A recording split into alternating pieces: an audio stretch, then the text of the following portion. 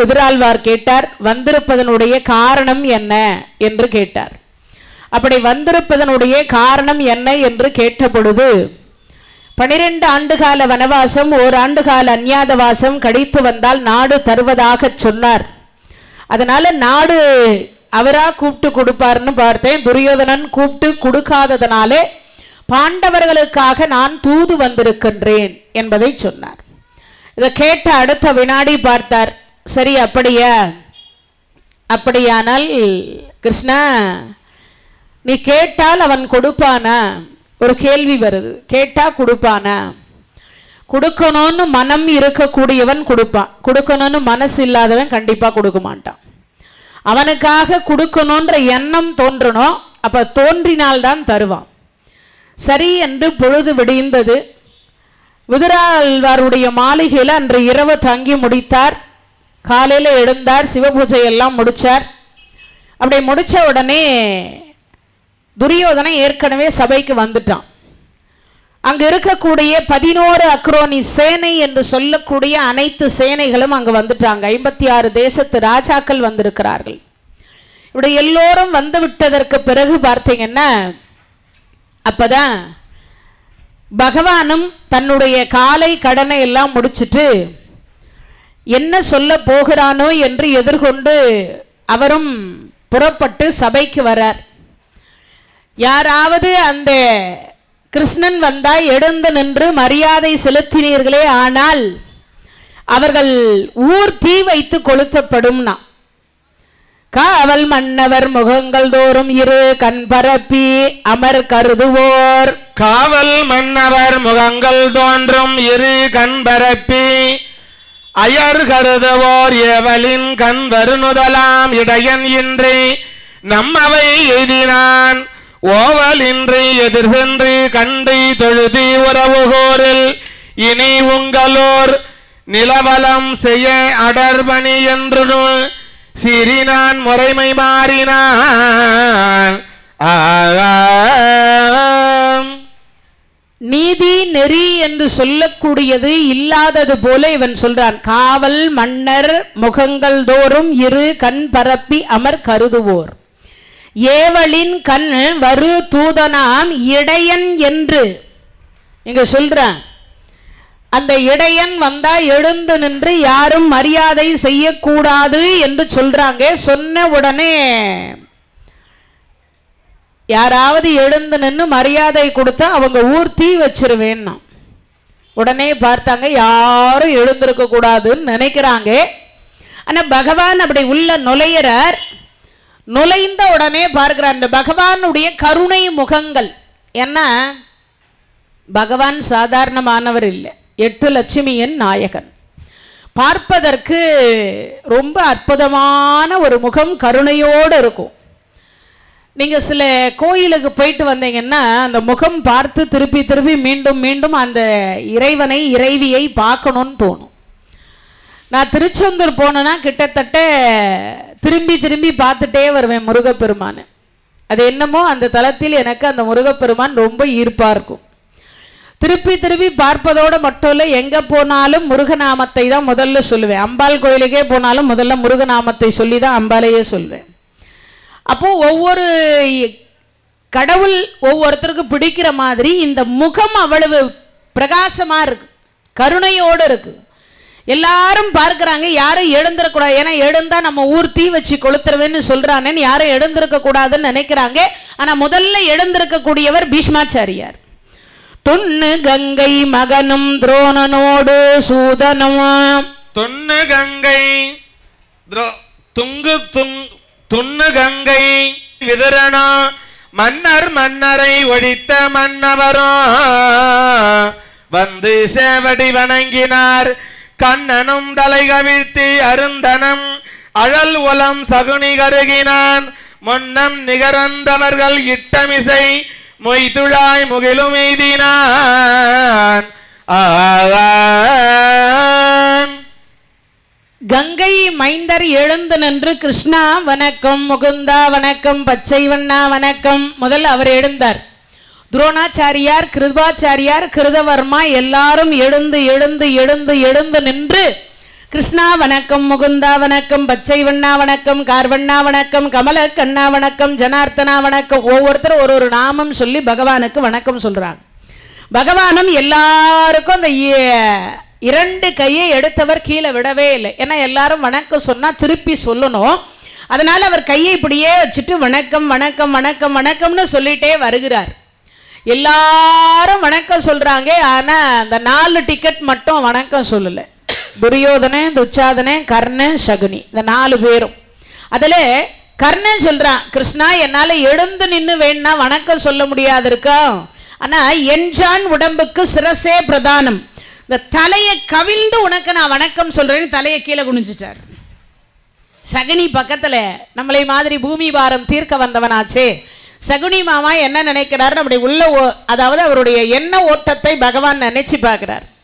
கிருஷ்ணா, முகுந்தா, பச்சை வண்ணா, கர்வண்ணா, இந்த துரியோதனனை இதுவரைக்கும் நாடு கொடுக்க விடாம தடுத்திருக்கிறேன். ஆனா இப்போ நீ வந்திருக்கிறதுனால எனக்கு கொஞ்சம் பயமா இருக்கு.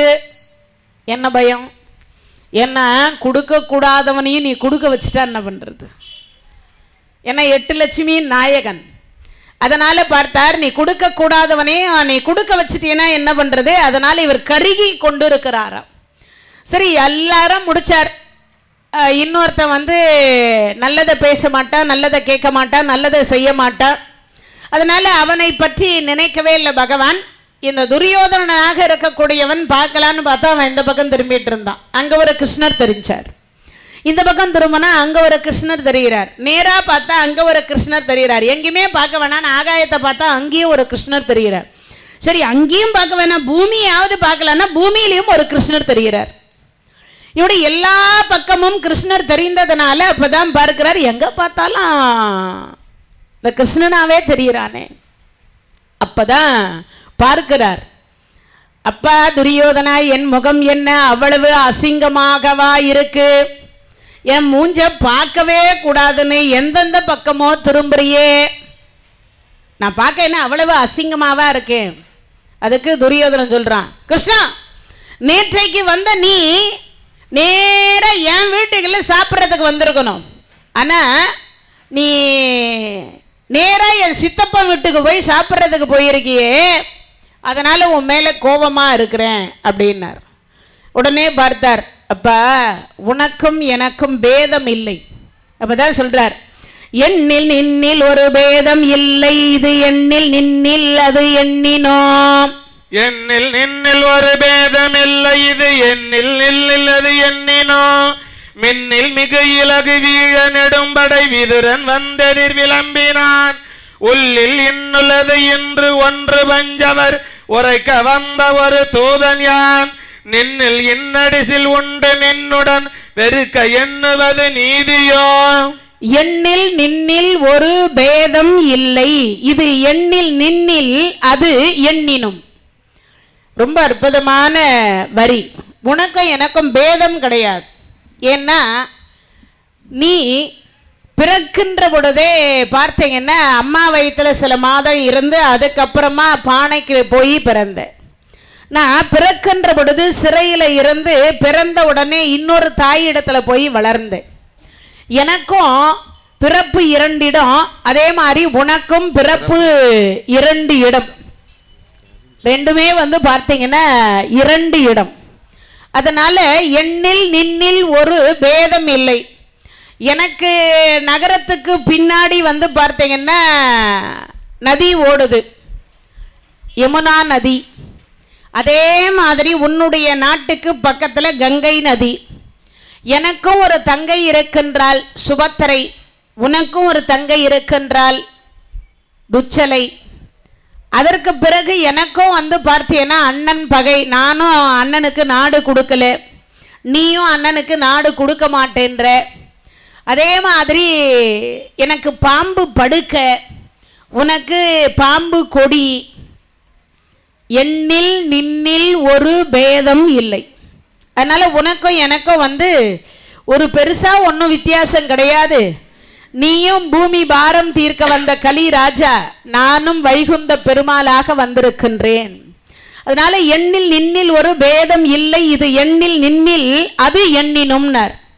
சொல்லி முடிச்ச அடுத்த வினாடி பார்த்தார், சாப்பாட்டுக்கு சாப்பிடக்கூடாது. அப்பதான் அவர் சொல்றார், நின்னில் இன்னடி சில் உண்டு நின்னுடன் வெறுக்க எண்ணுவது நீதியோ.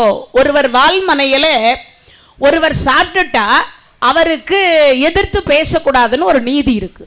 அப்பதான் பகவான் சொல்றார், என்ன சொல்றார், 4 பேருக்கு நரகம் வரும். யார் யாருக்குன்னு கேட்கிறான். அப்பதான் சொல்றார், அரவம் மல்கிய பதாகையாய் மதி அமைச்சராய் அரசு அழிப்பினும் குறவர் நல்லுரை மறுக்கினும் பிறப்புரிந்த நன்றி கொள்ளினோ ஒருவர் வால்மனையில் உண்டு பின்னும் அவர் உடன் அலர்ந்து போற உண்ணினோ ரவி உள்ளளவும் அதி உள்ளளவும் இவர்களே நரகில் எய்துவர். அவர் சொல்லும் பொழுது சொல்றார், அரவம் நல்கிய பதாகை மதி அமைச்சராய், நிதி அமைச்சராய் இருந்து எவன் ஒருவன் நாடு கெடுக்கின்றானோ அவனுக்கு நரகம் வரும். முதல்ல தர்மராஜா பட்டாபிஷேகம் பண்ணி தர்மராஜா நாட்டில் இவன் தான் நிதி அமைச்சராய் இருந்தான். இவன் என்ன பண்ணுவானா, திருட்டு கணக்கு எழுதுவானா. அது மட்டும் இல்லை, அந்த தர்மராஜா ஆட்சியில் இருக்கிற பொழுது அவங்க அப்பம்மாவுக்கு திதி கொடுக்கறதுக்கு காசிக்கு போன உடனே அந்த வீட்டில் குடியிருக்கிற வீட்டுக்கு இவன் கொல்லி வச்சான். அரக்கு மாளிகை கட்டி அந்த வீட்டிலேயே இவங்க 5 பேரையும் சமாதியாக்க வேண்டும் என்று நினைச்சான். எவன் ஒருவன் நிதி அமைச்சராக இருந்து அந்த நாட்டையும் நாட்டை ராஜாவையும் அழித்து விட்டு, அதாவது நாட்டு ராஜாவை அழித்து விட்டு இவன் ராஜாவாக ஆகணும்னு நினைக்கிறானோ அவனுக்கு நரகம் வரும்னார். இதுல இப்போ முதல் நரகம் யாருக்குடான்னா துரியோதனுக்கு. முதல்ல பண்ணது அவன் தான் பண்ணான். 2வது சொல்றார், அரசு அழிப்பினும் குறவர் நல்லுரை மறுக்கினும். 4 பேர் குறவர் நம்ம எல்லாருக்கும் இருக்காங்க. 4 குறவர் அப்படின்னா என்ன அர்த்தம், மாதா பிதா குரு தெய்வம், இந்த 4 பேர் நமக்கு எப்பயும் 4 பேர் வேணும். பிறந்தா 4 பேர், இறந்தாலும் 4 பேர். நம்மளை தூக்குறதுக்கு ஒரு 4 பேர் வேணும். சம்பாரிச்சு வைக்கணுமா எல்லா மனிதர்களுமே. பிறந்தா 4 பேரை சம்பாதிக்கணும். ஒன்று நல்ல அம்மாவை சம்பாதிக்கணும், நல்ல தந்தையை சம்பாதிக்கணும், நல்ல குருவை சம்பாதிக்கணும், ஒரு தெய்வத்தினுடைய பாதத்தை பற்றி கொள்ளணும். எல்லா மனிதர்களும் ஏதாவது ஒரு தெய்வம் உண்டு என்று இருக்கணும். தெய்வம் இல்லை என்று எக்காரணத்தை கொண்டும் சொல்லவே கூடாதா. ஏன்னா அதுக்கு விமோச்சனமே கிடையாது, பாவை விமோச்சனமே கிடையாது. அதனால இங்கு சொல்லுகிற பொழுது சொல்றார், குறவர் அம்மா பேச்சை இவன் கேட்டதே இல்லை, அப்பனை மதித்ததே இல்லை. என்ன, பரசுராமர் தாயில் சிறந்த கோயில் இல்லை, தந்தை சொல் மிக்க மந்திரம் இல்லை. 6வது அவதாரம் பரசுராம அவதாரம். தினமும் கங்கையை கொண்டு வந்து பாத பூஜை பண்ணிட்டு சாஷ்டாங்கமா விடுவார். அந்த சாஷ்டாங்கமா விழுந்த பொழுது ரேணுகா பரமேஸ்வரியினுடைய பாதத்தில் அந்த பரசுராமர் வைத்து கொண்டிருக்கக்கூடிய விபூதி அந்த அம்மையாருடைய பாதத்தில் படியும். இன்னைக்கு எல்லாம் பிள்ளைங்கள்லாம் அம்மா காலில் விடுங்கடா அப்பங்காலில் விடுங்கடான்னா, ஐயோ விழுந்தாதான் அப்பா அம்மாவா? அதில் எந்த காலத்தில் இருக்கிறீங்க, இன்னமும் காலில் விழு அதில் விழு இதில் விழுன்னு அப்படின்றாங்க பிள்ளைங்க. ஆனால் குறவர் நல்லுரை மறிக்கணும். அம்மா பேச்சை கேட்டதில்லை, அப்பா பேச்சை கேட்டதில்லை, குரு பேச்சையும் கேட்டதில்லை, தெய்வத்தை இவன் மதித்ததே இல்லை. ஏன்னா தெய்வத்தை இவன் என்ன சொல்லிட்டு இருக்கான், எடையம் அடையன்னிட்டு இருக்கான். அப்போ எங்கே இருந்து இவனுக்கு நல் உரை? அதனால யாருக்கு நரகம் வரும்னா இவனுக்கு தான் நரகம் வரும்ன்றார். அடுத்து சொல்றார், நன்றி மறைக்கினும். எவர் வருது? நன்றி மறப்பது நன்றன்று அன்றல்லது, அன்றே மறப்பது நன்று. அன்றே மறப்பது நன்று, நன்று அல்லது அன்றே மறப்பது நன்று. ஒருவர் செய்த நன்றியை எப்பொழுதுமே என்னவா இருக்கணுமா, உயிர் உள்ளளவும் நினைச்சு வச்சுட்டு இருக்கணும். ஒருவர் யாராவது உதவி செய்தா, இப்ப இவருக்கு யார் உதவி செய்தா? பாண்டவர்கள் காட்டில் இருக்கிறாங்க. சித்ராங்கத வனத்தில் போய் திரௌபதி அம்மாவை வெறுப்பேற்றும் விதமாக அவன் ஒரு செயல் செய்கிறார்கள். அவரவர்கள் மனைவிமாரை கூட்டு போய் தங்க டீஸ்பூன் வச்சு குலோப்ஜாம் சாப்பிட்டானா. எங்க சித்ராங்கத வனத்தில் ஆப்போசிட்ல பாண்டவர்கள் இருக்கிறாங்க. அப்படி ஆப்போசிட்ல பாண்டவர்கள் இருக்கிற பொழுது திரௌபதி அம்மாவை என்ன அட்சய பாத்திரத்தில் தயிர் சாதம் தான் அந்த அம்மா சாப்பிடணும், நல்ல புடவை உடுத்த முடியாது, காவி தான் உடுத்த முடியும். அப்படி இருக்கும் பட்சத்தில் இங்க சொல்லுகிற பொழுது சொல்றார், இவர்களை என்னன்னா இவங்களை எப்படியாவது கஷ்டப்படுத்தணுன்றதுக்காகவே போய் அவங்க நல்ல சாப்பாடு சாப்பிட்டான். திரௌபதி அம்மா பார்த்தாங்க, பீமசேனர்கிட்ட காமிக்கிறாங்க, சுவாமி வெறும் தயிர் சாதம் சாப்பிட்றோம், அவங்க உட்காந்து தங்க கிண்ணத்தில் தங்க டீஸ்பூனில் குலோப் ஜாமுன் சாப்பிட்றாங்க. அம்மா, நீ பார்க்காத தங்க கிண்ணமா தங்க டீஸ்பூனா, நீ பார்க்காத குலோப் ஜாமா சொல்லு, நீ பார்க்காத படரசமா சொல்லு, எல்லாம் பார்த்து அனுபவித்தது தானே. அவர்கள் என்னமோ பண்ணிட்டு போட்டோம், நீ வாழ் உள்ள அழைச்சிட்டு போயிட்டார். கொஞ்ச நேரம் கழிச்ச உடனே பார்த்தா சித்ராங்கதன் வந்தவன் பார்த்தான், ஏண்டா என் இடத்துல நீ உட்காந்து ஓம் பொண்டாட்டியோட கூத்தடிப்பதற்கு என் இடமா கிடைச்சது. அவன் வந்தவனுக்கு இவன் பொண்டாட்டி அவன் பொண்டாட்டியான்னு தெரியாது. துரியோதனம் பொண்டாட்டிய துச்சாதனோடையும் துச்சாதனம் பொண்டாட்டிய துரியோதனோடையும் வச்சு முன்பக்கமா வச்சு கட்டிட்டான். இங்க இருந்து மெயின் ரோடு வரைக்கும் ஒரு உதை, அங்க இருந்து திருப்பி மெயின் ரோடுல இருந்து ஒரு உதைக்கிறான். இப்போ எதிர்த்தாப்புல இருக்கிறது தர்மராஜா, பீமராஜா, அர்ஜுன, நகுல, சகாதேவர்கள் இருக்கிறார்கள். அந்த சித்ராங்கத வனத்தில் இவர்கள் அழுகிறார்கள், அண்ணா தர்மண்ணா காப்பாத்துங்க அண்ணா, இல்லைன்னா எங்களை இப்பவே கொன்னுடுவான் போல இருக்கு இவன். எப்போ 12 ஆண்டு கால வனவாசம், ஓராண்டு கால அந்நியாத வாசம் கழித்து வந்தால் நாடு தருவேன்னு காடு வாழ்க்கை வாழ்ந்து கொண்டிருக்கிற பொழுது அவர்களை கஷ்டப்படுத்தணும்னு இவன் போனா கடைசியில் இவனே கஷ்டத்தில் மாட்டிக்கிட்டான். இப்போ தர்மராஜா சொல்றார், அண்ணா தர்மண்ணா என்னை காப்பாத்துன்னு சொல்ற பொழுது பீமா அர்ஜுனா போய் அவனை காப்பாத்துங்கன்னார். நாங்கள் 2 பேரும் காப்பாற்ற மாட்டோம், நீங்க போறீங்களா இல்லை நான் போட்டுமான்னார். நீங்க போறீங்களா இல்லை நான் போவா? இல்லைண்ணா நாங்களே போறோம். அப்ப அந்த சித்ராங்கதன் என்று சொல்லக்கூடியவனிடத்துல அர்ஜுன பெருமானும் பீமசேனரும் தான் போய் சண்டை போட்டான். அந்த சித்ராங்கதன் கிட்ட சண்டை போடும் பொழுது சித்ராங்கதன் சொல்றான், பட்டப்பகல்ல நட்டு நடு சபையில ஒரு பெண்ணினுடைய சேலையை பிடிச்சு இவன் இழுக்க சொன்னா இழுத்தவன் இவன், அவனை போய் நீ காப்பாற்ற வந்திருக்கிறீர்களே பாண்டவர்களே, உங்க மனைவியை தானே அவன் இழுக்க சொன்னான், உங்கள் நாடு நகரத்தை தான் அவன் சூதாடி எல்லாவற்றையும் இழக்க செய்தான், அவனுக்கு போய் நீங்க காப்பாற்ற வந்திருக்கிறீங்களே. அப்பதான் சொன்னார், எங்கள் அண்ணா பேச்சை நாங்க தட்ட மாட்டோம், ஒருவன் எங்களுக்கு கெடுதலே செய்திருந்தால் கூட நாம் அவனுக்கு நல்லதையே செய்வோம். என்ன தேலோட குணம் கொட்டுவது. ஒரு முனிவர் குளிக்க போனார், அந்த குளத்தில் தேல் இருக்கு, தவறி தண்ணியில் விழுந்துருச்சு. அதை வெளியில் எடுத்து போடலான்னா அங்கே எங்கேயும் ஒரு இலையோ இல்லை ஒரு கொம்போ இல்லை. அப்படி எதுவும் இல்லாத பொழுது அவர் என்ன பண்ணார், சரி அது செத்துப்படும் போல இருக்கேன்னு நினச்சி அவர் கையில் எடுத்து இப்படி போட்டார், அது கொட்டுது. கையை இப்படி ஒதிர்னார், அது மீண்டும் தண்ணியில் விழுது. மீண்டும் அதை எடுத்து வெளியில் போடுறார், அது கொட்டுது. இதை தொலைவில் இருந்து ஒரு சீடன் உட்காந்து பார்த்துட்டு இருந்தான். குருநாதா, அதுதான் கொட்டி கொண்டே இருக்கே, அதை எதுக்கு மீண்டும் மீண்டும் காப்பாத்துறீங்க? அதுக்கு அந்த குருநாதர் சொன்னார், தேலோட குணம் கொட்டுவது, முனிவரோட குணம் காப்பாற்றுவது. நான் முனிவன், நான் காப்பாற்றணும், ஆனா அது தேலோட குணம் கொட்டுவது, அதனால அதுக்கும் இதுக்கும் சம்பந்தம் கிடையாது அப்படின்னு சொன்னார். அப்பனா என்ன அர்த்தம்? இங்கு சொல்லுகிற பொழுது சொல்றார், நன்றி மறக்கணும், அவன் என்னை காப்பாத்துன்னு சொல்லிட்டான், எங்க அண்ணா எங்களை காப்பாற்ற சொன்னார், அதனால உன்னிடத்தில் நாங்கள் சண்டை போடுறோம்.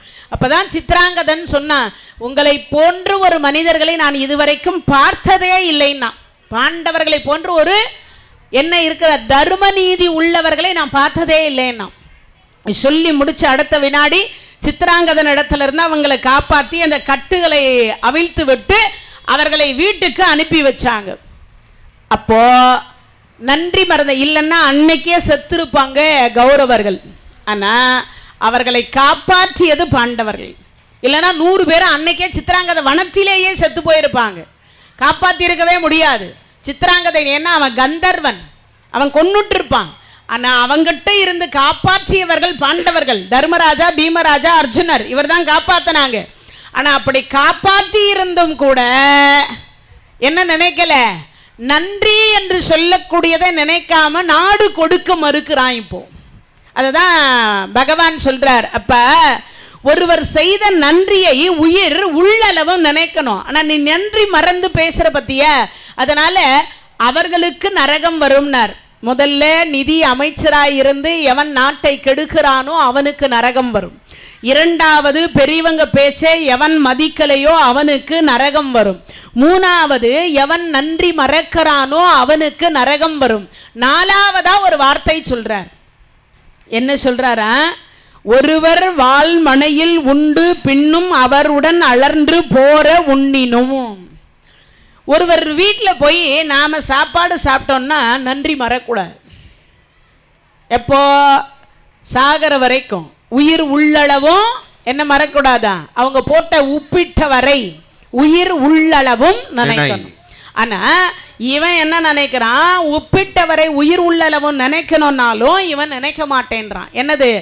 இந்த ராஜசூய வேள்வி செய்கிற பொழுது 6 மாசம் போய் அவங்க சாப்பிட்டாங்க. சரி, அது ஒரு பக்கம். அதற்கு முன்னதாக ராஜசூய வேள்வியின் பொழுது சாப்பிட்டாங்க. கிரகப்பிரவேசத்துக்கு போய் ஒரு 6 மாசம் உட்கார்ந்து சாப்பிட்டாங்க. ஆனா இவன் ஒரு மண்டபத்தை கட்டிட்டு அந்த மண்டபத்தினுடைய அழகை பார்ப்பதற்கு போனவங்களுக்கு ஒருவேளை சாப்பாடு கூட துரியோதனம் போடலை. ஏன்னா அடுப்பே பத்த வைக்காதன்னு சொல்லிட்டான். என்னைக்கு? சூதாடுற அன்னைக்கு. ஒருவேளை சாப்பாடு கூட போடக்கூடாதுன்னு சொல்லிட்டு நீ மட்டும் அடுப்பு பத்த வச்சேன்னா உன் வீட்டை பத்த வச்சிருவேன்னா. அப்போ யார் செய்தது? ஒருவர் வாழ்மனையில் இவன் சாப்பிட்டான், ஆனால் அவங்களுக்கு சாப்பிடவே கொடுக்கல. அதனால் இப்போ எதிர்த்து யாரை பேசுகிறான்? தருமனை எதிர்த்து பேசுகிறான். அப்போ யாருக்கு நரகம் வரும்? இந்த துரியோதனனுக்கு நரகம் வரும். பகவான் இதை சொல்லி முடிச்சார். நீ தூதாக வந்த காரணத்தை சொல், மற்ற கதையெல்லாம் பேசாதே அப்படின்னா. அப்பதான் சொல்றார், சூதினால் அரசு இழந்து நின் துணைவர் சொன்ன சொல் வழுவாமல் போர் செய்து ஏதிலார். அவர் சொல்லிட்டார், சூது என்று சொல்லக்கூடியதை ஆடி நாட்டை இழந்து, நகரத்தை இழந்து, பொன்னை இழந்து, பொருளை இழந்து, தன்னை இழந்து, தம்பியை இழந்து, மனைவியை இழந்து, அனைத்தும் இழந்த பிறகு அடிமையிலிருந்து விலகி அவர்கள் 12 ஆண்டு கால வனவாசம், ஓராண்டு கால அஞ்ஞாதவாசம் கடித்து வந்தால் நாடு தருவதாக சொன்னாய். அவர்களும் கடித்து வந்து விட்டார்கள். அவர்களுக்கு இப்ப நீ கூப்பிட்டு நாடு கொடுன்னா கொடுக்க முடியாது என்று சொல்லுகிறாய். அப்போ நாடு தர விருப்பமா இல்ல விருப்பம் இல்லையா? உடனே சொன்னான், கிருஷ்ணா, காட்டில் அலைஞ்சி திரிஞ்சவங்களுக்கு ஒரு வீடு கொடுத்தா கூட கும்பிடு போட்டு வாங்கிப்பாங்க. ஆனால் நான் கொடுக்குற மாதிரி இல்லை. அப்போ கொடுக்குற மாதிரி இல்லைன்னா என்ன கொடுக்குற மாதிரி இல்லை? ஒரு கேள்வி வந்தது. சரி, நாடு பாதி நாடு கொடுக்க வேணாம், 5 ஊரு கொடு. ஒரு வீடு கொடுத்தாலே கும்பிடு போட்டு வாங்கி கொள்ளுவார்கள் என்று சொல்லுகிறேன். நீ என்ன என்றால் 5 ஊர் கொடு என்று சொல்லுகிறாய். 5 ஊர் இல்லை. அப்பதான் அவன் சொல்றான், நீ வெறிக்கிலேன் இருந்த மன்னவர் திகைக்கிலேனே. நீ வெறுக்கிலன் இருந்த மன்னவர் திகைக்கிலன், பல நினைக்கிலன் போய்ந்த கைக்கிலன், உரைத்த உண்மை மொழி பொய்த்ததன், அமரர் புகழிலன் வேய்மலர்த்தடையன், ஐவர் என்னுடன் மிகைத்து வெஞ்சமர் விளைக்கிலன், இருக்குமிடம் எனினும் இப்புவியும் யான் அவர்களுக்கு அரசு இனி கொடேன். நீ வெறுக்கிலன் இருந்த மன்னவர் திகைக்கிலேன், பலர் நினைக்கிலேன் பொய்கை நகைக்கிலேன், உரைத்த உண்மை மொழி பொய்த்ததென்று அமரர் புகழிலேனே. அவன் சொல்லிட்டான், நீ வெறுத்தாய் எனக்கு என்ன, மன்னவர்கள் திகைத்தாய் எனக்கு என்ன, யார் என்ன நினைச்சாலும் எனக்கு அதை பத்தி கவலை இல்லை. இப்பூமியில் இருக்கும் இடமும் பாண்டவர்களுக்கு நான் அரசு கொடேன். அளவுன்னு கூட அவன் சொல்லல, இருக்கும் இடமளவு. அவன் பாருங்க, ஈக்கு 6 கால், 2 காலில் தான் நிற்கும், மீதி 4 காலை தூக்கிட்டு இப்படி இப்படி பண்ணிக்கிட்டே இருக்கும். அந்த 2 கால் அளவு கூட இந்த பூமியில நான் பாண்டவர்களுக்கு நாடு கொடேன். இருக்கும் இடமளவு, அளவு கூட இல்லை. சொல்லி முடிச்ச அடுத்த வினாடி பார்த்தாரப்ப, ஏற்கனவே தந்தை காதல் கொண்ட தன்மை கண்டு இளைய தாய் பயந்த 2 தம்பியருக்காக இந்த வாழ்வும் அரசும் கொடுத்தவன் நின் குலத்தில் ஒருவன். யார் அவர்? பீஷ்மாச்சாரியார். தன்னுடைய அப்பா காதலிச்சார். யார? சத்தியவதியே. அந்த அம்மையார் 2 குழந்தை பெத்தா. தன் இளைய தாயினுடைய வயிற்றில் பிறக்க இருக்கக்கூடிய தன் தம்பிகளுக்காக நாடு வேண்டாம் என்று சொன்ன பீஷ்மாச்சாரியார். நாடு வேண்டான்னு சொன்னவர் பீஷ்மாச்சாரியார். அப்பேற்பட்ட பீஷ்மாச்சாரியாரை வைத்துக்கொண்டு நீ நாடு கொடுக்க மாட்டேன்னு சொல்லுவது எந்த விதத்தில் நியாயம்? பகவான் கேட்டார். அதுக்கு அவன் சொல்றான், அதெல்லாம் இல்லை கிருஷ்ணா, யார் என்ன சொன்னாலும் சரி, ஆண்டு அனுபவித்ததை நான் தர மறுத்து விடேன். யாரு? ஆண்டு அனுபவிச்சுட்டேன், இதுக்கு மேல அதை தர எனக்கு விருப்பம் இல்லை, இதை தருவதற்கு எனக்கு விருப்பம் இல்லை, அதனால தர முடியாதுன்னா. உடனே பார்த்தார், ஒரு குலத்தில் இரு மன்னவர் உடன் பிறந்தவர் உரிமை எய்தினால் இரு குலத்தவரும் ஒக்கு வாழ்வ. ஒரு குலத்தில் பிறந்தவங்க, சந்திரகுலம், பூருகுலம், அதுக்கப்புறம் குருகுலம், அப்படி வாழக்கூடிய உங்களுடைய குருகுலத்தில் வந்தவர்கள், பரதகுலத்தில் வந்தவர்கள், நீங்க அப்படி வாழ்ந்து வரக்கூடியவர்கள். மூத்தவனுக்கு தான் பட்டம், ஆனா அப்படி மூத்தவனாக இருந்த அவனுக்கு நீங்க சுடுகாடை பிரிச்சு கொடுத்தீங்க. அவன் இந்திர பிரசத்தை ஏற்படுத்தினான், சாம்ராட் பட்டம் பெற்றான், பொறாமை கொண்டு சூதினால் வஞ்சகத்தன்மையாக எல்லாவற்றையும் பெற்று விட்டீர்கள். ஆனா நீங்க விதித்தது என்ன? 12 ஆண்டு கால வனவாசம், ஓராண்டு கால அந்நியாத வாசம், 13 ஆண்டு காலம் கழித்து வந்தால் நாடு கொடுக்கிறேன்னு சொன்னீங்க. இன்னைக்கு கொடுக்க மறுக்கிற காரணத்தினால், அப்படியானால் போருக்கு நீ ஆயத்தமாகிறாயா? ஒரு கேள்வி கேட்டார் பகவான். ஆம் என்றான். இப்போ நாடு கொடுக்கிறேன்னு சொன்னேன், இப்போ கொடுக்க மறுக்கிறேன். நாளைக்கு யுத்தத்துக்கு நான் ரெடியாகி வந்ததுக்கு அப்புறம் கிருஷ்ணா கிருஷ்ணா நான் சமாதானமா போறேன், யுத்தம் எல்லாம் வேண்டான்னு சொன்னாலும் சொல்லுவேன். அதனால சத்தியம் செய்ய என் கையில் அடிச்சு. இப்பதான் பார்த்தா இவ்வளவு நேரம் சகுனி சும்மா இருந்தான் மனசுக்குள்ள. இப்ப நினைக்கிறான் சகுனி, என்ன நினைக்கிறானா, கிருஷ்ணா கிருஷ்ணா இவ்வளவு நேரம் நல்லா தானே இருந்தேன், இப்ப ஏன் கைய நீட்டுற? ஏன்னா இவர் கையில தனலட்சுமி, அவன் கையில தனரேகை, பகவான் கையில தனலட்சுமி, துரியோதனன் கையில தனரேகை. இந்த தனரேகை எப்படி இருக்கும் அப்படின்னு ஒரு கேள்வி எல்லாருக்கும் மனசுக்குள்ள. ஒரு 1,00,000 பேர்ல இல்லை 1 கோடி பேர்ல ஒரு 2 பேருக்கு 3 பேருக்கு தனரேகை இருக்கும். பிறந்ததுல இருந்து இறக்கின்ற வரைக்கும் அந்த தனரேகை இருக்கக்கூடியவர்கள் கோடீஸ்வரராகவே இருப்பார். சரி, அது எப்படி இருக்கும் அந்த தனரேகை? நமக்கெல்லாம் அந்த கையில பார்த்தீங்கன்னா 3 கோடு போகும். ஆனா தனரேகை என்று சொல்லக்கூடிய நம்ம கோடெல்லாம் இப்படிதான் போயின்னு இருக்கும். ஆனா தனரேகை அப்படின்னு சொல்லக்கூடிய கோடு எப்படி இருக்கும்னா, இந்த ஆள்காட்டி விரலுக்கும் கட்ட விரலுக்கும் சென்டர் பிளேஸ்ல இப்படி இருக்கும், இந்த கிராஸ்ல. அப்படி இருந்தா அவர்கள் கோடீஸ்வரர்கள். நம்ம கையில இல்ல, பார்க்காதமா.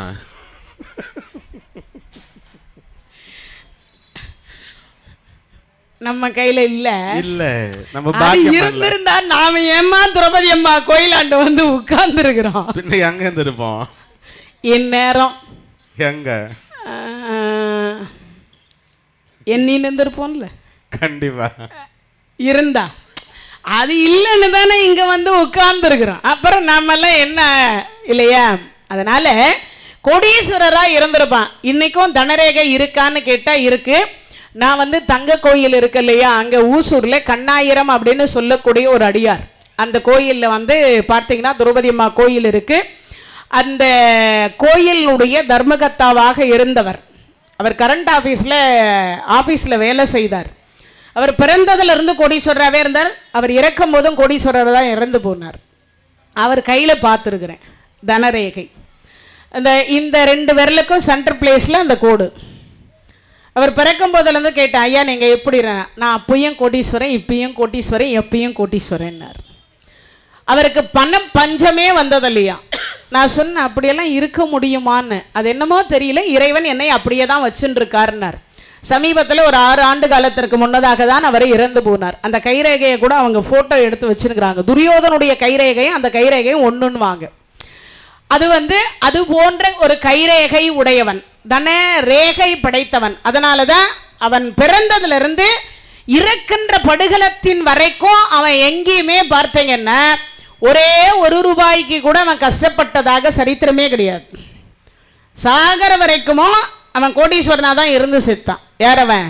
துரியோதனன். அதனால தனரேகை. இப்போ பகவானுடைய கையில தனலட்சுமி இருக்கா, இவன் கையில தனரேகை இருக்கு. இந்த கையில 2ம் ஒன்னா சேர்ந்ததுன்னா அவனுக்கு கொடுக்கணும்னு எண்ணம் வந்துடும்.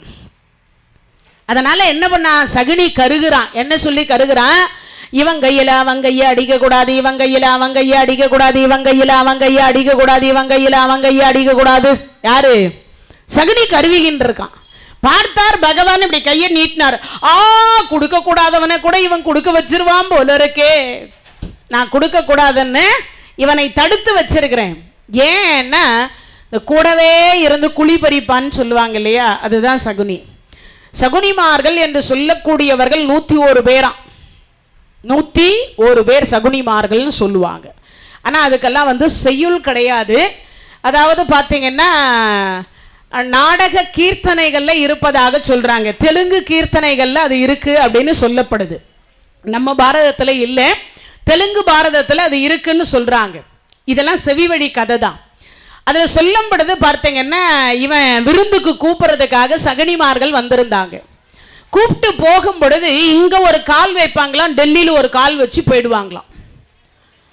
காந்தார தேசம் எது, ஆப்கானிஸ்தானில் ஒரு பகுதி காந்தார தேசம். இன்னைக்கும் அங்கே நீலக்கல் அப்படின்னு சொல்லக்கூடியது விளையும்.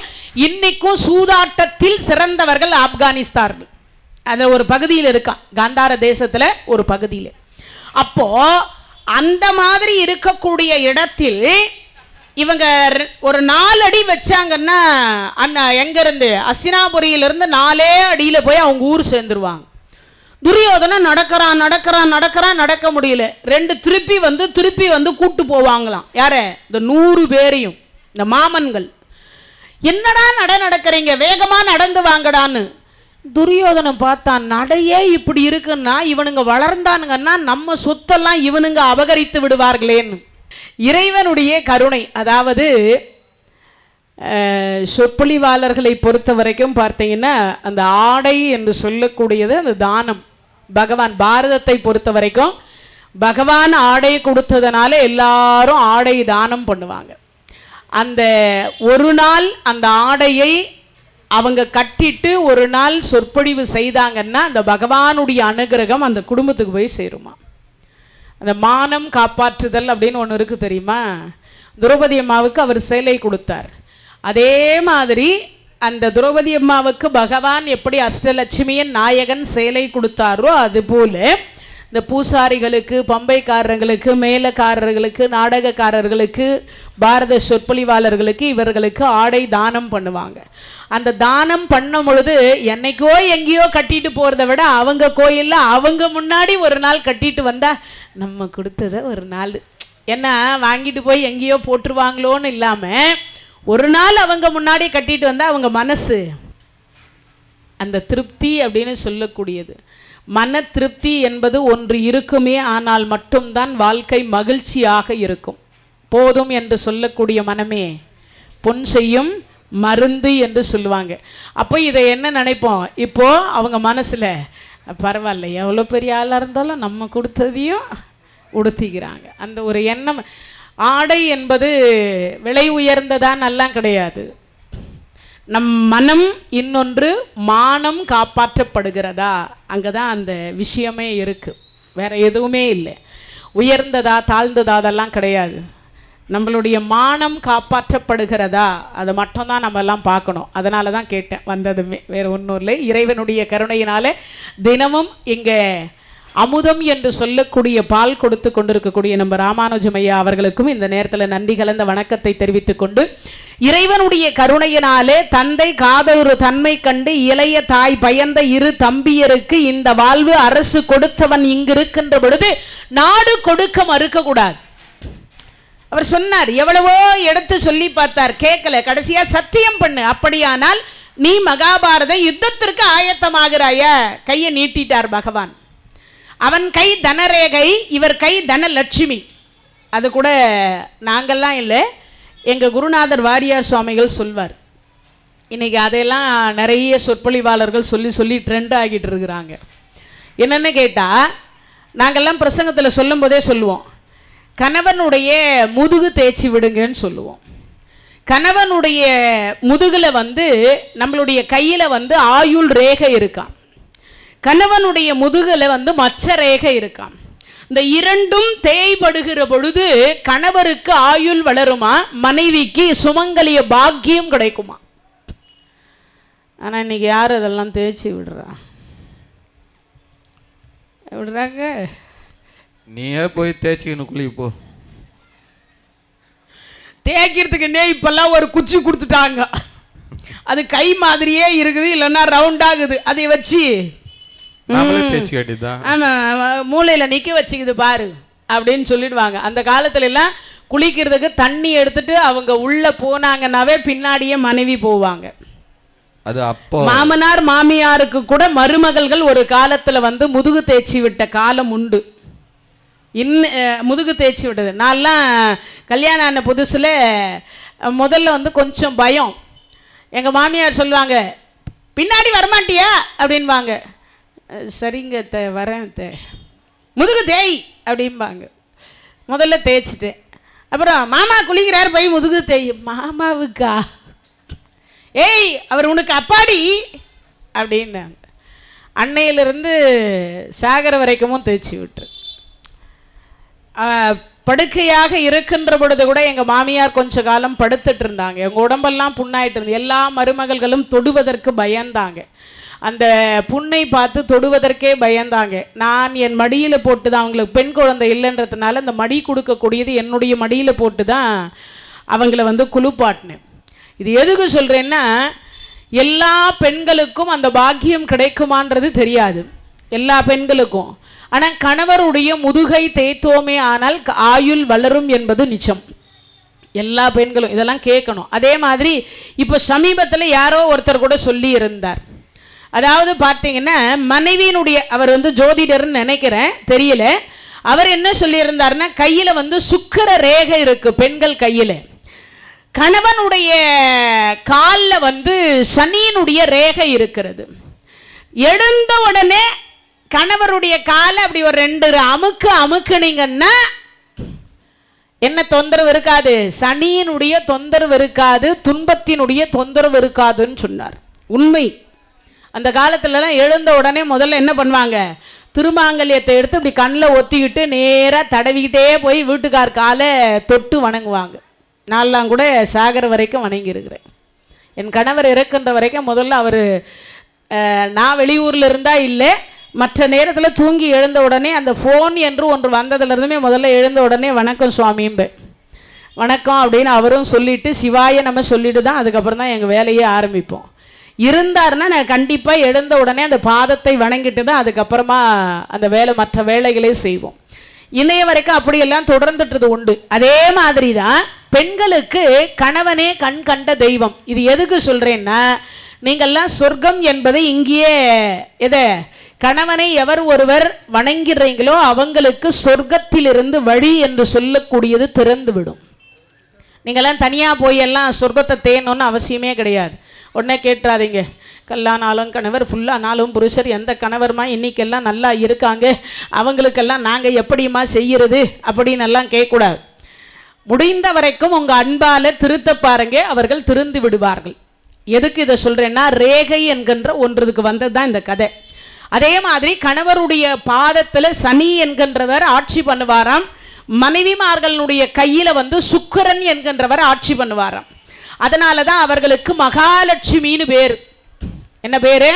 மகாலட்சுமி. நீங்களும் இப்போ சொல்லுவீங்களே, என்னது சுக்கிர தசை கூரையை பிச்சுக்கிட்டு கொட்டுது அப்படின்வீங்களே, தெரியுமா? அதனால இந்த கையை வச்சு அங்கே ஒரு அழுத்துனீங்கன்னா அந்த சனியினுடைய தொல்லை என்று சொல்லக்கூடியது அழுத்தப்பட்டு வாழ்க்கையில் துன்பம் என்பது பறந்து போகுமா, சுக்கிர திசை வருமா. அதுக்காக தான் அதை கால் பாதத்தை அமுக்க சொல்லுவதனுடைய காரணம். இப்போ இங்கே பகவானுடைய கை தன லட்சுமியினுடைய கை, துரியோதனுடைய கை தன ரேகை படைத்த கை. இப்ப இவர் மட்டும் இவர் கையில வச்சு அடிச்சு சத்தியம் பண்ணிட்டார்னா கண்டிப்பாக அவனுக்கு ஒரு செகண்ட்ல குணம் மாறி போயிடும். யாருக்கு? துரியோதனுக்கு. சகுனி கருகி கொண்டிருக்கிறான். ஏன்? இவன் கையில அவன் கை படக்கூடாது. பட்டா அவனுக்கு கொடுக்கணும்னு எண்ணம் வந்துடும். இப்போ கொடுக்கணும்னு என்ன வர, இவன் கருகிட்டு இருக்கிறதுக்கு ஏற்ற மாதிரி பகவான் பார்த்தார். உன் எண்ணத்தை நான் ஏன் கெடுக்க போகிறேன் அப்படின்னு பார்த்தான். அவன் என்ன பண்றான்? ராஜாதி ராஜ ராஜ மார்த்தாண்ட ராஜகுலோத்துங்க வணங்காமுடி சேகர துரியோதன மகாராஜா. போயும் கோச்சுக்காதீங்க ஐயா, எடையன் மடையன் திருட்டு கிருஷ்ணன் இவன் கையில என் கை படுவதான்னு சொல்லி பளிங்கு தரையில் அடிச்சு சத்தியம் பண்ணான். பகவான் கையில அவன் கையை படுவதற்கு யார் பாக்கியம் செய்யல? துரியோதனன் பாக்கியம் செய்யல. இல்லைன்னா தொட்டு இருந்தால் அன்னைக்கே கதை முடிஞ்சிருக்கும். அப்புறம் நாமெல்லாம் அந்த படுகலத்தெல்லாம் பார்த்தே இருக்க முடியாது. இன்னொரு விஷயம் அதில் அடங்கி இருக்கு, சூட்சமம். பகவான் ஏன் கையை நீட்டினார்? ஒரு கேள்வி வரும். நாளையே நம்மள மாதிரி இருக்கிறவங்கெல்லாம் நிறைய கிறுக்கு மூளை பிடிச்சவங்க, புத்தியே சரியான புத்தி கிடையாது, மனிதர்களுடைய புத்தி. இந்த பகவான் மகாபாரத யுத்தத்துக்கு வந்தாரே, அவன் கை தனரேகை, இவர் கை தனலட்சுமி, இவர் தான் யுத்தத்தையே நடத்தக்கூடாது, 1 கோடி பேர் சாவரான்னா காப்பாத்துற கடவுள்னு பேரை வச்சுக்கிட்டு 1 கோடி பேரை சாவடிக்கலாமா? துரியோதனன் தானே கொடுக்க மாட்டேன்னு சொன்னான், துரியோதனனை மட்டும் கொண்டு இருக்கலாமே, 1 கோடி பேரை சாவடிக்கிறாரு. இது எந்த விதத்துல நியாயம்? இந்த பகவான் ஒருவேளை கையை நீட்டி சத்தியம் செய்யடான்னு சொல்லியிருந்தா, இந்த 2 கையும் ஒன்னா பட்டிருந்தா அவனுக்கு கொடுக்கணும்னு எண்ணம் வந்திருக்குமா இல்லையா? எல்லாரும் கேட்போம்ல. அதனால தான் பார்த்தார், பகவான் கையை நீட்டிட்டார். இன்னொரு விஷயமும் இருக்கு. தர்மத்தின் வாழ்வு தன்னை சூது கவ்வும், இறுதியில் தர்மம் வெல்லணும். தர்மம் வெல்ல வேண்டும் என்பதற்காக 8 லட்சுமியின் நாயகன் கையேந்தி கேட்கிறார். 8 லட்சுமிக்கு வீட்டுக்கார் கையேந்தி நிற்கிறார். டே அப்பா, 5 ஊரு கொடு, 5 வீடு கொடு, இருக்கும் இடமும் இப்புவியில் நாடு கொடேன் அவன் சொல்லிட்டான். சொன்னதனால் என்ன பண்ணார்? தன் கையை நீட்டி கேட்கிறார். அப்படியானால் மகாபாரத யுத்தத்திற்கு தான் ஆயத்தமாவாயா? சத்தியம் செய். ஏன்னா சத்தியத்தை நீ பொய் சொல்ல முடியாது. ஏன்னா இவ்வளவு பேர் உட்கார்ந்து இருக்கிறாங்க. ஏன்னா நீ நாடு கொடுக்குறேன்னு சொன்ன, இப்ப கொடுக்க மாட்டேன்ற. நாளைக்கு யுத்தத்துக்கு தயாராயிட்டு நான் வருகிற பொழுது நான் யுத்தம் பண்ண மாட்டேன், சமாதானமா போகிறேன்னு சொன்னாலும் சொல்லுவேன் இல்லையா? அதனால எனக்கு சத்தியம் பண்ணார். அவன் பளிங்கு தரையில் அடிச்சு சத்தியம் பண்ணான். சத்தியம் செய்துட்டு பகவான் பார்த்தார். அப்படியானால் மகாபாரத யுத்தத்திற்கு ஆயத்தமாகிறாய்? ஆமாம், ஆயத்தமாகிறேன். இங்கிருந்து புறப்பட்டு போயாச்சு. யாரு? பகவான் வந்த விதுரர் வீட்டுக்கு போயிட்டார். இப்போ விதுராழ்வார் விருந்தாளியே போயிட்டார். இவர் விருந்துக்கு ஆளிக்கு விருந்து கொடுக்கிறவர். இவர் இங்க இருக்க கூடாதுல்ல. இவர் என்ன பண்ணார்? எழுந்து போனார்.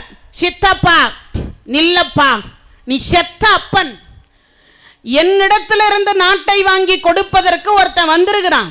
அவனுக்கு கூப்பிட்டு வச்சு நீ விருந்து கொடுக்கறியே, நீ சித்தப்பனா செத்தப்பனா? இருக்கிறது ஏன் நாடு, சாப்பிட்றது ஏன் சாப்பாடு, கட்டுறது ஏன் வேட்டி, பாசம் பாண்டவர்கள் பக்கமா? இவ்வளவு பேசியும் விதுராழ்வாருக்கு கோபம் வரல. இவ்வளவு பேசியும் விதுராழ்வாருக்கு கோபம் வரல. இவன் எப்பயும் இப்படிதான் பேசுவான்னு அவருக்கு தெரியும். கடைசியில பார்த்தா, நீ நல்ல குடும்பத்துல பிறந்திருந்தீனா பரவாயில்ல, நீ தாசியினுடைய வயிற்றில் பிறந்தவன், அவள் பெத்த தாயை போல தானே உனக்கும் குணம் இருக்கும்னா. இப்போ பார்த்தார் விதுராழ்வார், துரியோதனா இன்னொரு முறை அந்த வார்த்தையை சொல்வாயாக. இனி எவனாவது அந்த மாதிரி ஒரு வார்த்தை எவனாவது சொல்லி இருந்தால் இந்நேரம் சொன்ன எது நாக்கை இழுத்து வச்சு அறுத்திருப்பேன், இல்லைன்னா தலையை வெட்டி இருப்பேன். ஆனா குருகுலத்தில் நாளைய தினத்தில் ஒரு மகன் தவறு செய்தான் என்பதற்காக ஒரு சிறிய தகப்பன் அவன் தலையை வெட்டினான் என்று வரலாறு பேசக்கூடாது. இந்த கையில என் வில்லு இருந்தாதானே நாளைய மகாபாரத யுத்தத்தில் என்னை யுத்தம் செய்ய வைக்கும். அதனால இந்த வில்லை ஒடித்து விடுகிறேன். ஒடிச்சிட்டார். எதுக்கு பகவான் கிருஷ்ணர் விதுரர் வீட்டுக்கு விருந்துக்கு போனார் தெரியுதா? இதுக்கு தான். ஏன்னா இவன் எப்படியும் இப்படி பேசுவான்னு அவருக்கு தெரியும். பேசினா ஒடிச்சிடலான்னு. அதில் ஒரே ஒரு முக்கிய விஷயம் என்னன்னு கேட்டால், 2 அர்த்தம். அதில் அர்ஜுனன் கையில் இருப்பது பாசுபதம், அது சிவாஸ்திரம். இந்த விதுராழ்வார் கையில் இருப்பது விஷ்ணு தனுசு என்று சொல்லக்கூடிய விஷ்ணுவனுடைய அஸ்திரம். இப்போ விஷ்ணு அவதாரம் பூமியிலே இருக்கு, பக்கத்தில் இருக்கிறதுனால சார்ஜ் சீக்கிரமா ஏறிடும். எதுக்கு? விஷ்ணு தனுசுக்கு. சிவபெருமான் கைலாயத்தில் இருக்கிறார், அர்ஜுன பெருமான் பூமியில் இருக்கிறார். சார்ஜ் ஏறுறதுக்கு லேட் ஆகும். இன்னொன்று, சிவ தனுசுக்கு தோல்வி கிடையாது, விஷ்ணு தனுசுவுக்கும் தோல்வி கிடையாது. இரண்டும் உண்டுமே. ஆனால் உலக போர் வந்துடும். உலகத்தை யாராலையும் காப்பாற்ற முடியாது. அதனால என்ன பண்ணார்? தன்னுடைய தனுசுவை தானே போய் அவர் கையாலேயே ஒடிக்க வேண்டும் என்பதற்காகத்தான் விதுரர் வீட்டுக்கு விருந்துக்கு போனார். ஒரே கல்லுல 3 மாங்காய். ஒன்று 4 கையால சாப்பிட்ட காட்சியை விதுரருக்கு கொடுத்தார். விதுரர் வீட்டில் விருந்து உண்டார். அதனால தான் எல்லாரும் அந்த இடத்துக்கு போய் விருந்து சாப்பிட்டாங்க. அது வரைக்கும் விதுரர் வீட்டுக்கு யாருமே விருந்துக்கு போனது கிடையாது. இன்னொன்று, பச்சை பழம் என்று சொல்லக்கூடிய பக்திக்கு, விதுராழ்வாருடைய மனைவியினுடைய பக்திக்கு பச்சை பழத்தை உலகத்துக்கு கொடுத்தார். அது வரைக்கும் பச்சை பழம் கிடையாது. விதுரர் வீட்டுக்கு என்னைக்கு விருந்துக்கு போனாரோ அன்னையிலிருந்து தான் பச்சை பழம் என்கின்ற ஒன்று வந்தது. ஏன்னா தோல் பச்சையா இருந்தது, பழம் பழுக்கலை. அந்த அம்மா என்ன சொன்னா, தோல் பச்சையாவே இருக்கட்டும், பழம் பழுத்து இருக்கட்டும், என் பக்தி நிஜமானால்னா. பகவான் பார்த்தார், தோலையே நான் பழமாக்கி காட்டுறேன்னு தான். ஏன்? உன் பக்திக்கு. அன்பு மட்டும்தான் இறைவன் எதிர்பார்க்கிறார், மற்றது எதுவும் இல்லை. பொன்னையோ பொருளையோ ஆடையோ ஆடம்பரத்தையோ அதெல்லாம் கிடையாது. எதை எதிர்பார்க்கிறார்? அன்பு. என்ன? ஒன்னே ஒன்று, சரண கமலாலயத்தை அரை நிமிஷ நேரமட்டில். அப்படின்னா என்ன அர்த்தம்? ஒரு 30 செகண்ட் போதும் ஒரு கடவுளை வணங்குவதற்கு. எத்தனை செகண்ட்? 3 மணி நேரம் பூஜை செய்யன்னு எந்த கடவுளும் சொல்லலை. எவ்வளவு நேரம் போதும்? 30 செகண்ட். இருக்க இடம், உண்ண உணவு, உடுக்க உடை கொடுத்த இறைவா, அரிது அரிது மானடராய் பிறத்தல் அரிது, கூன் குருடு செவிடு பேடு நீங்கி பிறக்க வைத்திருக்கக்கூடிய இறைவா, உனக்கு நன்றி. தினமும் நன்றி சொல்லணும் கடவுளுக்கு. மற்றதெல்லாம் அவரே கொடுத்துருவார். நமக்கு என்ன வேணும்னு யாருக்கு தெரியும்? வேண்டத்தக்கது அறிவோய் நீ, வேண்ட முழுவதும் தருவோய் நீ, வேண்டும் மயன்மார் கரியோய் நீ, வேண்டி என்னை பணிகொண்டாய், வேண்டியாது நீ அருள் செய்தாய், யாதும் அதுவே வேண்டின் நல்லால், வேண்டும் பரிசு உண்டனில் அதுவும் உந்தன் விருப்பமன்றோ. இறைவனுடைய கருணையினாலே உடனே சொல்ல அடுத்த வினாடி பார்த்தார், வில்லை முறித்தார். இப்ப என்ன பார்த்தார்? விதுராழ்வாருக்கு காட்சி கொடுத்தார், 4 கையில சாப்பிட்ற காட்சி. விதுரர் வீட்டுக்கு விருந்துக்கு போனார், 4 கையால பாயசம் சாப்பிட்டார். விதுரருடைய மனைவிக்கு ஆசீர்வாதம் பண்ணார், பச்சை பழத்தை உலகத்துக்கு கொடுத்தார். இப்ப விதுரருடைய வில்லையும் ஒடித்து விட்டார். இப்ப இத்தனையும் ஒரே நேரத்தில் பண்ணி இருக்கிறார். பண்ணி முடிச்சு அடுத்த வினாடி பார்த்தார், விதுரர் சொன்னார், இந்த வில்லை ஒடிச்சிட்டு வந்துட்டார். வந்த உடனே பார்த்தார், வில்லு கையில இல்லை. பகவான் கேட்கிறார், விதுரரே எங்கு கையில வில்லை காணவில்லை? ஒடித்து விட்டேன் கிருஷ்ணா. ஏன் ஒடித்தாய்? அது ஒன்றுமில்லை கிருஷ்ணா, அதை பற்றி ஒன்றும் கேட்க வேண்டாமே. ஏன் ஏதோ வருத்தமாக இருப்பது போல தெரிகிறதே கிருஷ்ணா. தாயையும் தண்ணியையும் என்ன பண்ணக்கூடாது? பழிக்க கூடாது. என் தாயை அவன் பழித்து விட்டான் கிருஷ்ணா. என்ன சொன்னான்? அதை எப்படி என் வாயால் சொல்லுவேன்? இல்லை, என்னே சொன்னான், உங்களை அடைத்து விருந்து கொடுத்ததற்கு நல்ல குலத்தில் பிறந்திருந்தால் பரவாயில்லை, நீ தாசி குலத்தில் பிறந்தாய் என்று என்னை 10 மாதம் சுமந்து பெற்ற என் தாயை இழித்து பேசிவிட்டான். அதனால் நானும் மகாபாரத யுத்தத்தின் பொழுது வில் எடுக்க மாட்டேன், இது இருந்தால் என்னை யுத்தம் செய்ய தூண்டுமே என்று அதை ஒடித்து எறிந்து விட்டேன். நீங்கள் இருந்தாலும் இப்படி செய்திருக்க கூடாது விதுரரே. இல்லை கிருஷ்ணா, அவனும் அப்படி பேசி இருக்க கூடாது. சரி, என்னால் தான் இதெல்லாம் நடந்தது. இல்லை கிருஷ்ணா, அவன் எப்பொழுதுமே என்னை எதிர்த்து பேசிக்கொண்டே இருக்கின்றான். அது இன்றைய தினத்தில் கொஞ்சம் அதிகமாகிவிட்டது, அவ்வளவுதான். உங்களால் ஒன்றுமில்லை கிருஷ்ணா. சரி என்று சொல்லி முடிச்சிட்டார். முடிச்சதுக்கு அப்புறமா பார்த்தீங்கன்னா, இது எல்லாம் முடிஞ்சதுக்கு அப்புறமா தான் அங்கிருந்து பகவான் பார்க்கிறார். அப்பதான் கண்டிக்கிறார். கண்டிச்சு முடிச்சு அடுத்த வினாடி விதுரர்கிட்ட வில்ல முறிச்சதை எல்லாம் பேசி முடிச்சிட்டார். முடிச்சதுக்கு அப்புறம் நேரா குந்தி அம்மையார் மாளிகைக்கு போகிறார் பகவான். போனவர் கேட்கிறார், அத்தை வணக்கம். வணக்கம் கிருஷ்ணா, நேத்தைக்கே வந்தேன்னு கேள்விப்பட்டேன், இன்னைக்கு தான் இந்த அத்தையை பார்க்கணும்னு தோணுச்சா? இல்லை அத்தை, நான் ஒரு வேற வேலையா வந்தேன். என்ன வேலை? 12 ஆண்டு கால வனவாசம், 1 ஆண்டு காலம் அந்நியாதவாசம் கடித்து வந்தால் நாடு தருவதாக துரியோதனன் சொல்லி இருந்தான். கொடுத்தானா? இல்லை அத்தை. கொடுக்கவே இல்லையா? இல்லை அத்தை. தருமன் என்ன சொன்னான்? 5 ஊராவது கேட்க சொன்னான். 5 ஊர் கேட்டியா? கேட்டேன் அத்தை. அதை கொடுத்தானா? இல்லை இல்லை, அதையும் தர மறுத்து விட்டான். அதையும் தர மறுத்து விட்டானா? அதற்கப்புறமும் கேட்டேன் அத்தை. என்ன கேட்டாய்? 5 வீடு கொடு என்று கேட்டேன் அத்தை. அதையும் அவன் தர மறுத்து விட்டான் அத்தை. 5 வீடு கூடவா என் பிள்ளைகளுக்கு தர மறுத்து விட்டான்? ஆமத்தை. அப்ப என்னதான் சொன்னான்? இருக்கும் இடமும் இப்புவியில் நாடு கொடேன் என்று சொல்லிவிட்டான் அத்தை. நிஜமாகவா சொல்லுகிறாய்? சத்தியமாக சொல்லுகிறேன் அத்தை, இருக்கும் இடமும் இப்புவியில் நாடு கொடேன் என்று சொல்லிவிட்டான். கிருஷ்ணா, அப்படியானால் என்ன நடக்கும்? மகாபாரத யுத்தம் நடக்க இருக்கின்றது அத்தை.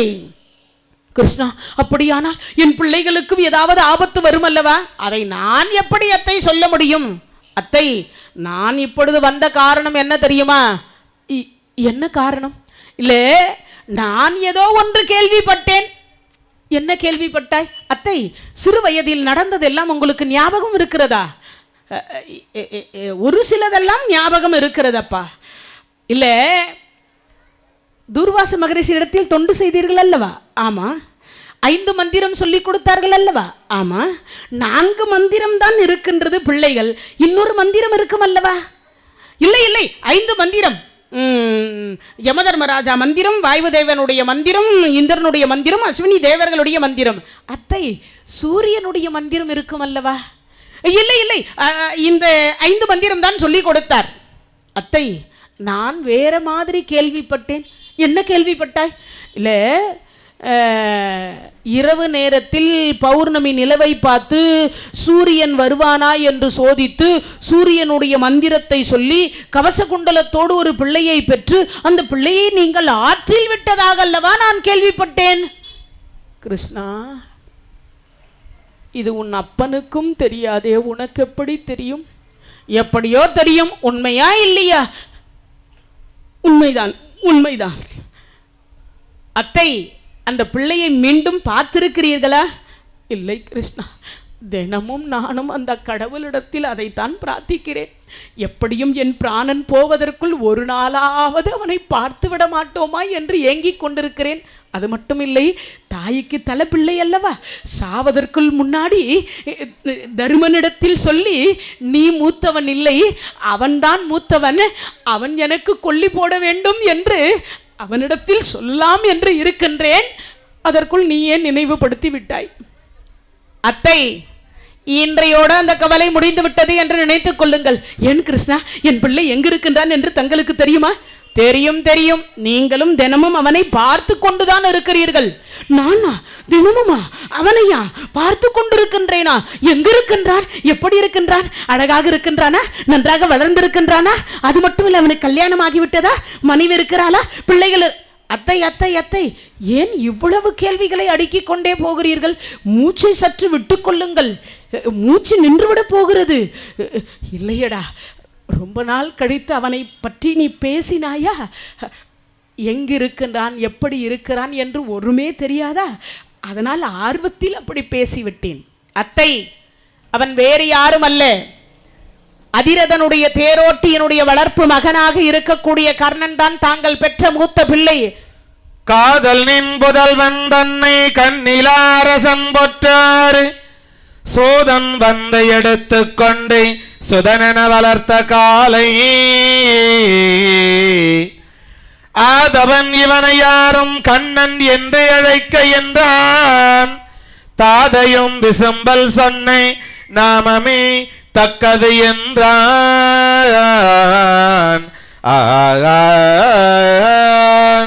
இறைவனுடைய கருணையினால இப்போ குந்தி அம்மையார் சொல்றாங்க, கிருஷ்ணா, இதை நேற்றைக்கே சொல்லி இருக்கலாமே.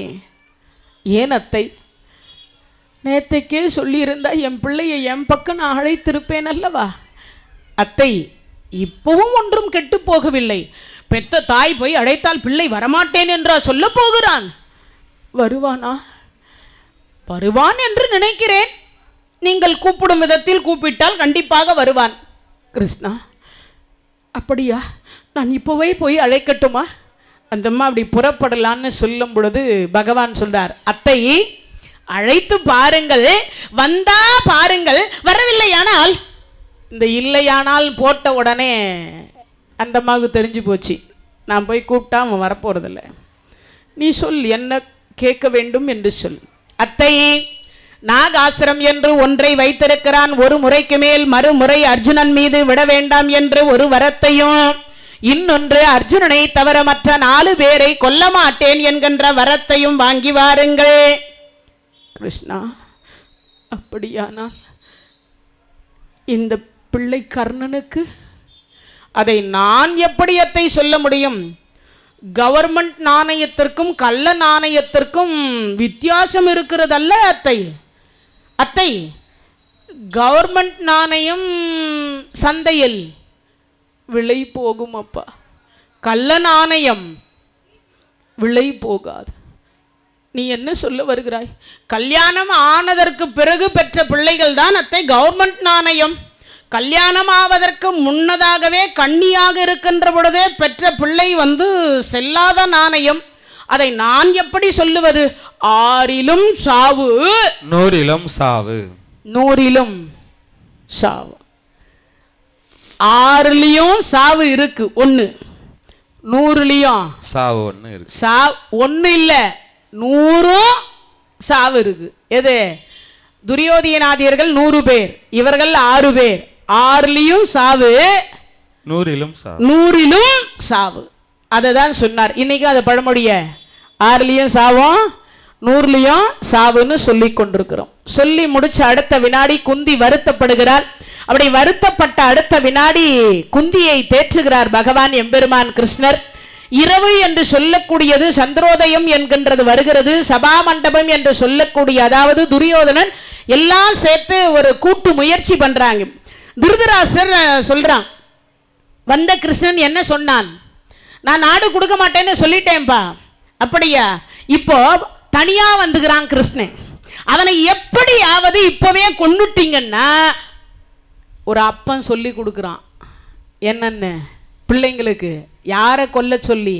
இறைவனை. யாரை கொல்ல சொல்லி? இறைவனை. யார் சொல்லுவது? தந்தை. எப்பேற்பட்ட தந்தை இல்லை உலகத்திலேயே இந்த மாதிரி ஒரு அப்பனை பார்க்கவே முடியாது. அவன் சொல்றான், பகவான் தனியா, கிருஷ்ணன் தனியா வந்துகிறான். பாண்டவர்கள் அங்க இருக்கிறாங்க, கிருஷ்ணன் இங்க இருக்கிறான். இப்போ வந்த கிருஷ்ணனை கொன்றுவிட்டால் பாண்டவர்கள் பல்லு புடுங்கின பாம்பு மாதிரி ஆகி விடுவார்கள். அவர்களால் ஒரு செயலும் ஆற்ற முடியாது. அதனால அவனை கொன்று விடுங்கள்.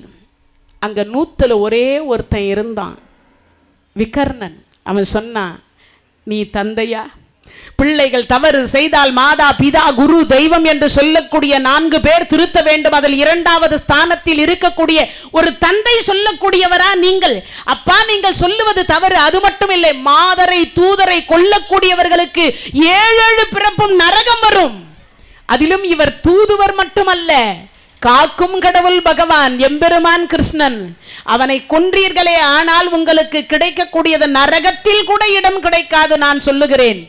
செவடங்காதல சங்கூதன மாதிரி அவங்களுக்கு யாருக்குமே என்ன தோணலை, எதுவும் தோணலை. அதற்கு பிறகு பார்த்தாங்க, இரவோடு இரவாக என்ன பண்ணிட்டாங்க? கிட்டத்தட்ட 47 லட்சம் பேர் நிக்க வச்சாங்க. எங்க? நிலவரை சுரங்க பாதை வெட்டி அதுக்கு மேலே இது மாதிரி ஒரு பொய்யான மூங்கில் ஆசனம் அமைத்தார்கள். என்ன ஆசனம்? மூங்கில் ஆசனம். அந்த மூங்கில் ஆசனத்தை அமைத்து அதில் மல்லர் பப்பரவர் என்று சொல்லக்கூடிய வில் வீரர் பல்படை வல்லோர் என்று சொல்லக்கூடிய 10 மடங்கு அதில் வைத்தார்கள். கிட்டத்தட்ட பார்த்தீங்கன்னா அதில் அரக்கர்கள் 1 லட்சம் பேர் ஒருத்தங்க, பப்பரவர்கள் என்று சொல்லக்கூடியவங்க 2 லட்சம் பேர், வில் வீரர்கள் என்று சொல்லக்கூடியவங்க 4 லட்சம் பேர், பல்படை வல்லர் என்பது 40 லட்சம் பேர். மொத்தம் 47 லட்சம் பேரை நிக்க வச்சாங்க பூமிக்கு அடியில. எவ்வளவு? ஒரே ஒரு பகவானை கொல்லுவதற்கு துரியோதன என்ன வச்சான்? 47 லட்சம் பேரை நிக்க வச்சிருக்கிறான். பொய்யான ஒரு ஆசனத்தை செய்யும்படி ஒரு ஆச்சாரி இடத்தில் 1 கோடி ரூபாய் கொடுத்தான். நல்ல சேர் பண்ணி கொடுக்கறதுக்கு கொடுத்தா பரவாயில்ல. கிருஷ்ணன் உட்கார்ந்த உடனே இந்த சேர் முறிஞ்சி உள்ள போகணும், அது மாதிரி ஒரு ஆசனம் பண்ணும். இல்லைன்னா உன்னை முறிச்சிருவேன். நல்ல ஆசனம் பண்ணுன்னு சொன்னா பரவாயில்ல, ஆசனம் முறிஞ்சி விழுற மாதிரி ஒரு எதை பண்ணணும்? சேர் பண்ணணும்னு சொன்னாங்க. சொன்ன அடுத்த வினாடி பார்த்தார், அவர் பண்ணி கொடுத்தார். பொழுது விடுகிறது. பொழுது விடிந்த உடனே அங்கே பகவானாக இருக்கக்கூடியவர் காலை கடன் என்று சொல்லக்கூடியதை எல்லாம் முடிச்சிட்டு பகவான் ஒரு பக்கம் இருக்கின்ற பொழுது அப்பதான் துரியோதனன் அழைத்தான் என்று வந்து சொல்லும் பொழுது பகவான் பார்த்தார், வரார். பகவானோட எப்பவுமே ஒரு படை வரும். எல்லாரையும் நிறுத்திட்டாங்க, பகவானை மட்டும் உள்ள விட்டாங்க. துரியோதனர் உங்களை மட்டும்தான் வர சொன்னார்னா சொன்ன அடுத்த வினாடி பார்த்தார், ஓ அப்படியா, சரி. சாத்தகி பார்த்தார், அண்ணன் கிருஷ்ணா நானும் வரேன். இல்லை இல்லை ஒன்றும் பரவாயில்ல, என்ன அவன் ஒன்றும் பண்ண போகிறது கிடையாது. அவன் என்னை ஒன்றும் பண்ண போறது கிடையாது, நான் பார்த்துக் கொள்கிறேன், நீ ஒன்றும் கவலைப்படாதேன்னார்.